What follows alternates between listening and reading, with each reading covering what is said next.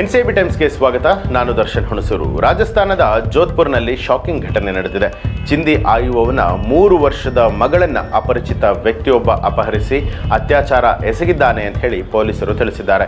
ದೇವಸ್ಥಾನದ ಹೊರಗೆ ತನ್ನ ಹೆತ್ತವರೊಂದಿಗೆ ಮಲಗಿದ್ದಂತಹ ಸಂದರ್ಭದಲ್ಲಿ ಬಾಲಕಿಯನ್ನು ಅಪಹರಿಸಲಾಗಿದೆ. ಬೆಳಗ್ಗೆ 6:30 ಸುಮಾರಿಗೆ ಸ್ಟಾಲ್ ಹಾಕೋದಕ್ಕೆ ಸ್ಥಳಕ್ಕೆ ಬಂದ ಮಹಿಳೆ ಕಣ್ಣಿಗೆ ಮಗು ಬಿದ್ದಿದೆ. ಮಗುವಿನ ತುಟಿಗಳು ಮತ್ತು ಬೆನ್ನಿನ ಮೇಲೆ ಕಚ್ಚಿದ ಗುರುತುಗಳಿದ್ವು ಅಂತ ಹೇಳಿ ಮಹಿಳೆ ತಿಳಿಸಿದ್ದಾರೆ. ಇನ್ನು ಮಾಹಿತಿಗಳ ಮೇರೆಗೆ ಸ್ಥಳಕ್ಕಾಗಮಿಸಿದಂತಹ ಪೊಲೀಸರು ಬಾಲಕಿಯನ್ನ ವೈದ್ಯಕೀಯ ಪರೀಕ್ಷೆಗೆ ಒಳಪಡಿಸಿದ್ದಾರೆ. ಅತ್ಯಾಚಾರ ನಡೆದಿರುವಂಥದ್ದು ದೃಢಪಟ್ಟಿದೆ. ಘಟನಾ ಸ್ಥಳಕ್ಕೆ ವಿಧಿವಿಜ್ಞಾನ ತಂಡ ಭೇಟಿ ನೀಡಿ ಪರಿಶೀಲನೆ ನಡೆಸಿದೆ. ರಾತ್ರಿ 2 ಗಂಟೆ ಸುಮಾರಿಗೆ ವ್ಯಕ್ತಿಯೊಬ್ಬ ಬಾಲಕಿಯನ್ನ ಕರ್ಕೊಂಡು ಹೋಗ್ತಾ ಇರುವಂತಹ ದೃಶ್ಯ ಸಿಸಿಟಿವಿ ಕ್ಯಾಮೆರಾದಲ್ಲಿ ಕಂಡು ಬಂದಿದೆ. ಅಪರಿಚಿತ ವ್ಯಕ್ತಿಯ ಪತ್ತೆಗೆ ಪೊಲೀಸರು ನಿರಂತರ ಪ್ರಯತ್ನವನ್ನ ನಡೆಸ್ತಾ ಇದ್ದಾರೆ. ಇನ್ನು ಪೀಡಿತೆ ಕುಟುಂಬ ಮಧ್ಯಪ್ರದೇಶದಿಂದ ಬಂದಿದ್ದು ಜೋಧ್ಪುರದ ಕೊಳಗೇರಿಯಲ್ಲಿ ವಾಸವಾಗಿದೆ.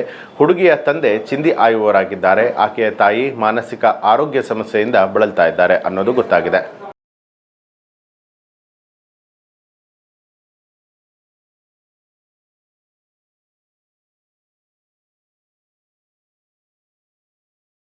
ರಾಜಧಾನಿ ಬೆಂಗಳೂರಿನ ಸ್ಮಶಾನವೊಂದರಲ್ಲಿ 10ಕ್ಕೂ ಹೆಚ್ಚು ಗಾಂಜಾ ಗಿಡಗಳು ಪತ್ತೆಯಾಗಿರುವಂತಹ ಘಟನೆ ನಡೆದಿದೆ.